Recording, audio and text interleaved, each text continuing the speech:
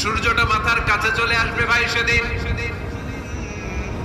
সূর্যের প্রচন্ড তাপে মাথার মগজগুলো ভাতের মাড়ের মতো গলে গলে নাকের ছিদ্র আর কানের ছিদ্র দিয়ে বেয়ে বেয়ে পড়বে। জিহ্বাটা তৃষ্ণায় বেরোতে বেরোতে নাভি পর্যন্ত এসে ঝুলে থাকবে কুকুরের মতো, ক্লান্ত শ্রান্ত ঘর্মাক্ত পেরেশান, বাঁচানোর কেউ নাই। মায়ের সাথে জিজ্ঞেস করলেন, ইয়া রাসূলুল্লাহ, don't they feel any shy? Nobody belong any garment in their body, no dress in their body. তাদের দেহে কোনো ড্রেস নাই, পোশাক নাই। নবী রে, এতগুলো মানুষ উলঙ্গ, লজ্জা লাগবে না?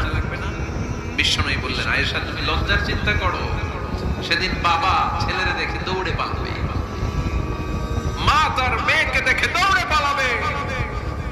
সেদিন পীর সাহেব মুরিদের পরিচয় দিবে না, মুরিদ পীর সাহেবরে চিনবে না, নেতা কর্মীরা চিনবে না।